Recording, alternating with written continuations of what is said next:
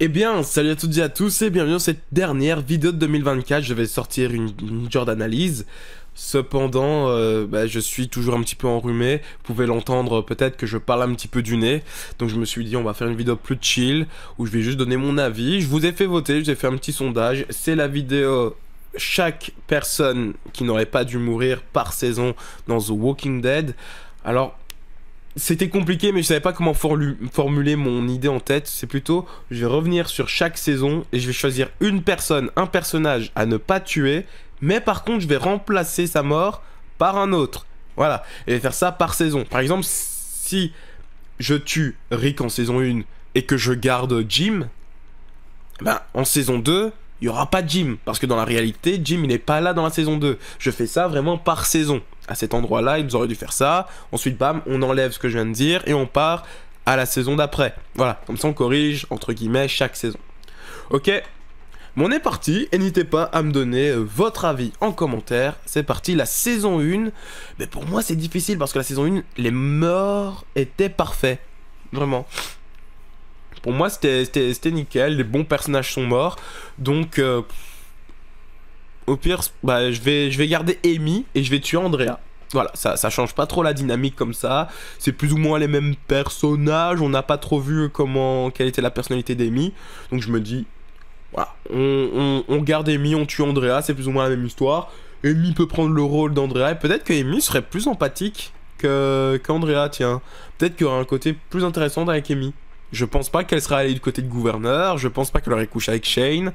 Dans les comics, en plus, Andrea est plutôt jeune, donc physiquement, Amy est plus proche de Andrea des comics, donc ça peut passer. Pour la saison 2, encore une fois, c'est très compliqué, parce qu'il y a Shane, certes, mais Shane, c'est quand même une mort intéressante et importante pour le personnage de Rick, donc je vais le garder mort, et à la place, je vais faire survivre Dale, peut-être, qui survit le plus longtemps dans les comics. Donc voilà, Dale, il était pas trop mal. Et on va tuer T-Dog à la place, parce que T-Dog ne servait vraiment à rien. Donc, autant le tuer tout de suite. Au niveau de la saison 3, il y a beaucoup de morts, et je dirais peut-être Merle. Merle, il était quand même intéressant, et il est mort assez soudainement. Il y avait plusieurs histoires à développer avec Merle, tu vas me dire, il y a aussi Andrea. Mais non, j'ai plus envie de sauver Merle qu'Andrea. Et qui tuer à sa place? Oh là là. Oh là là. J'en sais rien. Peut-être Beth? Évidemment, Beth ne prendrait pas la même mort que Merle, bien évidemment. Parce que les personnages sont vraiment aux antipodes. Mais je tuerais peut-être Beth, ouais, comme ça. On garde un kill, mais on tue pas Merle. Elle servait à rien à ce moment-là. Certes, elle évolue en saison 4 et en saison 5. Mais en saison 3, Beth, c'est personne. En saison 4, là, par contre, c'est compliqué parce qu'il y a très peu de morts. Herschel, sa mort, elle est parfaite. Pour moi, c'est logique qu'Herschel meurt. C'est l'âme du groupe. Et une fois qu'il meurt, ben, tout le monde se transforme un petit peu en monstre. Le gouverneur, il fallait qu'il meure. Il reste plus que les deux jumelles. Et dans ce cas-là, on peut partir dans deux scénarios un petit peu différents. Soit Micah survit et elle devient un petit peu la nouvelle Sophia. La Sophia dans les comics, hein, ce que je veux dire. Et par la suite, ils ont introduit Enid qui devenait vite fait la nouvelle Sophia. Mais ici, on n'introduit pas Enid. Micah est la nouvelle Sophia. Et on peut dire que Lizzie a essayé de la tuer, ça n'a pas fonctionné. Comme ça, on garde quand même la mort de Lizzie. Ou alors, on garde Lizzie. Genre, à la place de la tuer, Carol et Tyrese l'abandonnent. Et ce qui pourrait être intéressant, ce serait de... Oh, j'ai fait tomber un truc. Ce qui pourrait être intéressant, ce serait de retrouver Lizzie du côté des Saviors plus tard, en fait. Enfin, de retrouver Lizzie plus tard, quoi qu'il arrive. J'ai pensé à un truc, mais quand on arrive au Commonwealth, normalement, il y a un personnage qui retrouve quelqu'un. Dans la série, c'était Yumiko qui retrouvait son frère. Dans les comics, c'est Michonne qui retrouve sa fille. Imaginez si on avait retrouvé Lizzie au Commonwealth plusieurs années après. Ou alors même si on n'avait pas retrouvé Sophia pendant la saison 2, et qu'en fait, Carol retrouve Sophia au Commonwealth. Ce serait complètement fou. Mais non, je pense que je vais plutôt garder Micah. Je préfère l'alternative de... Donc on garde Micah et c'est elle qui devient Sophia. Et à la place, on va tuer qui? Bon, on va tuer Sacha ou Bob, l'un des deux. Allez, Sacha. Parce que Bob, c'est bien de le garder lui pour le moment, il se fait graille par les gens du Terminus. Donc ouais. Sacha qui n'avait pas beaucoup d'utilité en saison 4, donc autant la faire sauter maintenant et garder d'autres personnages intéressants pour la suite. Saison 5... Saison 5, là par contre c'est le contraire, il y a beaucoup de morts et beaucoup qui mériteraient de rester, comme Tyrese, comme Noah, mais je vais garder Beth parce qu'en fait, elle a eu une grosse évolution. On s'est attardé longtemps sur elle, on l'a isolée toute seule à l'hôpital, etc. Pour qu'au final, elle meure. Donc j'avais l'impression que c'était tout ça pour rien. On s'est investi derrière Beth pour qu'elle meure, finalement. Donc là, au moins, moi je dis on garde Beth. Et qui on tue à sa place? Le groupe est quand même très complet, il est quand même très bien. Donc là, j'hésite entre Sacha, mais on vient de perdre Tyrese. Enfin non, on va perdre Tyrese dans l'épisode d'après, donc... Et en plus, on vient de perdre Bob. Je me rends compte, faut que je me rase. Ah oui. Mais... Tara, c'est dommage aussi, Tara, parce qu'elle avait du potentiel, mais c'est vrai que par la suite, elle sert plus trop à grand chose, Tara. Donc allez, on va dire Tara, à la place de Beth. Saison 6... Aïe aïe aïe. Qui meurt? Bah c'est quoi, je vais dire Jessie. Il n'y a pas beaucoup de morts en saison 6, du moins de morts importants. Et je vais dire Jessie parce que Jessie avait un gros potentiel. C'était la nouvelle meuf de Rick. Dans les comics, elle sert à rien. On va pas se mytho. Mais par contre, dans la série, je trouve que vraiment elle ressemble à Andrea des comics. Que, physiquement, même dans la personnalité. Elle est là à relever les troupes, etc. Il y avait un gros potentiel en Jessie. Et ouais, pourquoi pas la garder, faire que ce soit elle la meuf de Rick. Tu vas me dire, on n'aurait pas eu le couple Rick et Michonne. Bon, peut-être que ça va faire débat ce que je vais dire. Moi, personnellement, j'en suis pas fan. Parce que je trouve qu'à partir du moment où Rick et Michonne se mettent ensemble en saison 6, Michonne ne sert plus à rien.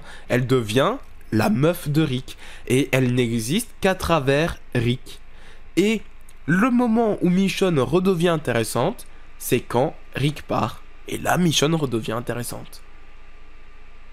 Mais sinon, elle est tout le temps dans l'ombre de Rick. Donc, je préfère que ça arrive à Jessie plutôt que ça arrive à Michonne. Donc, on tue Jessie en saison... On garde Jessie en saison 6.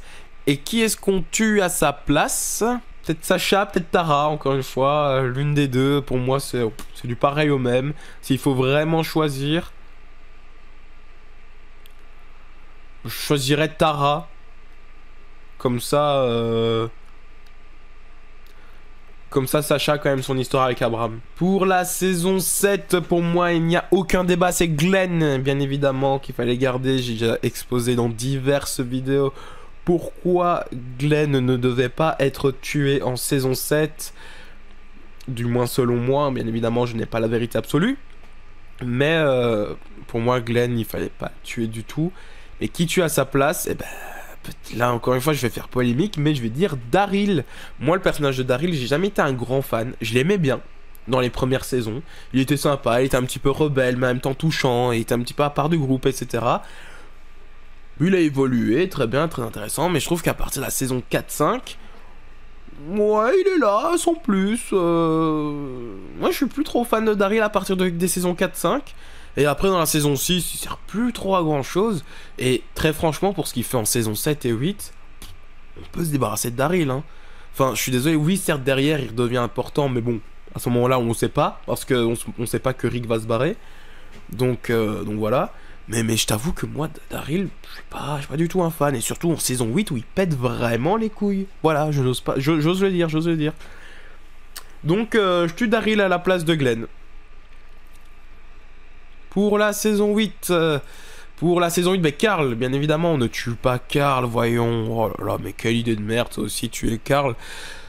On ne tue pas Carl, il nous faut quand même un mort. Bon, je dirais bien Morgan, mais il va quand même quitter la série, donc autant ne pas le tuer. Daryl, pour moi, c'est un bon choix, Daryl. Encore une fois, c'est un gros personnage, très proche de Rick. Il fallait qu'un personnage proche de Rick clame. Donc, ouais, Daryl, c'est un bon candidat. Surtout qu'on aurait pu voir en Dwight le nouvel archer stylé. Maintenant, la saison 9, bon, bah, si on peut annuler le départ de Rick. Non, on garde que les morts. On change que les morts, pas les départs. C'est vrai qu'en saison 9, on tue pas Henry. Parce qu'Henry, c'était le renouveau de Carl. C'était, il a littéralement repris son histoire. J'aimais bien, j'étais investi en Henry. Son histoire avec Lydia, etc. J'aimais beaucoup. Son attachement à Carol et à Ezekiel, j'aimais beaucoup aussi. Le personnage était vraiment cool. L'acteur, c'était pas incroyable, mais bon, franchement, non, c'était sympa à voir. Et bah non, il a tenu qu'une demi-saison, et paf, sur les pics. À la place, on garde Henry, et on va tuer Ezekiel. J'aime beaucoup Ezekiel, hein. Mais ça aurait pu avoir un impact très fort. Tuer Rosita à ce moment-là, ça aurait pu être très bien aussi. Gabriel. Voilà, c'est toutes des choix très possibles, mais je vais rester sur Ezekiel. La saison 10, la saison catastrophique selon moi. Voilà, à vous de me dire quelle est la saison que vous aimez le moins, quelle est la saison que vous aimez le plus. Le plus, je sais pas, parce qu'il y a vraiment trop de bangers. Mais le moins, pour moi, c'est la saison 10. Et qui est-ce que je tue dans la saison 10 et qui est-ce que je fais survivre? Qui meurt dans la saison 10 même? Je suis tellement peu attaché au personnage en cette saison 10, en cette fin de série, que je ne sais même plus qui meurt, ça ne m'impacte pas qui meurt. Il y a Gamma, on va vraiment faire survivre Gamma, moi je m'en fous de ce personnage, mais beaucoup l'appréciaient. Donc, allez, tu sais quoi, on fait survivre... Ah non, Siddiq, j'aimais beaucoup. Il y avait un gros potentiel et il est mort comme un con. Donc on va faire survivre Siddiq. Et à la place, faut taper sur un bon personnage. Parce que je te dis, on s'en fout dans la saison 10. Un bon Gabriel, je trouve qu'il a raconté plein de choses. Il commence à tourner en rond. C'est ça le problème avec les personnages dans The Walking Dead. C'est que on tue les mauvais. On tue des personnages quand ils sont à leur prime, comme Beth par exemple. Et... on sait pas se débarrasser des personnages au bon moment et ils tournent en rond. Morgan, c'est le roi du tournage en rond. Carole aussi, elle a été très forte dans le tournage en rond. Donc ça saoule pas mal. Donc oui, je vais dire Gabriel à la place de Siddiq. Et finalement, la saison 11, la dernière saison, il n'y a pas vraiment de mort, il y a que Rosita qui meurt. Il n'y a que Rosita qui meurt, hein, si je ne me trompe pas. C'est dans l'épisode final. Non, il y a Alden, mais qu'est-ce qu'on s'en fout d'Alden, très sérieusement. Non, faut savoir dire la vérité à un moment donné. Même Lydia, elle survit alors qu'on lui coupe un bras, il me semble.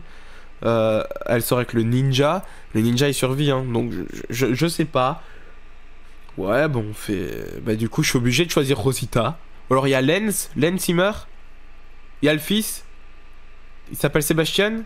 Le fils, je me souviens même plus trop. Franchement, c'est du pareil au même. Là, franchement, je vous le dis, hein, The Walking Dead, c'est une de mes séries favorites. 1 à 7, pour moi, c'est ce qu'on fait de mieux à la télévision. En termes de séries, ce qu'on fait de mieux. J'adore. Et pourtant, je vous dis que 8 à 11, je n'aime pas cette série. J'aime bien quelques épisodes. Il y a des moments où j'adore. Il y a des moments en saison 9 que j'adore. Mais de 8 à 11, je vous le dis, j'aime pas. Voilà. Je n'aime pas cette série, je n'aime pas ce qu'elle représente, je n'aime pas les personnages, j'aime pas. Donc, et ça m'attriste de le dire parce que, vous voyez, j'upload énormément de contenu Walking Dead sur ma chaîne. Et j'en parle souvent en bien, j'essaye d'en parler en bien. Et ça se voit quand même que j'ai un amour pour cette série. Mais c'est un amour toxique. Mais voilà, donc je vous avoue que je suis très peu investi dans cette saison 11. D'ailleurs... pour tout vous dire, les spin-offs, les gars, je les regarde même pas. J'ai vu The Ones Who Live, j'ai vu la première saison de Dead City, il n'y a pas encore la saison 2. J'ai vu aucune saison de Daryl, par exemple. Je n'en ai rien à foutre. Rien à foutre. C'est ça qui est fou. C'est ça qui est fou. Et Fear the Walking Dead, on n'en parle pas. C'était très bien pendant 4 saisons, et puis... puis voilà. Donc... tant pis, on fait survivre Rosita... et à la place, on tue Maggie parce que je la supporte plus. Voilà. C'est personnel. C'est personnel. Bon ben voilà. Merci d'avoir regardé cette vidéo. On se retrouve en 2025 pour d'autres vidéos. On va changer de rythme. Vous allez voir. On va essayer de changer de rythme en tout cas.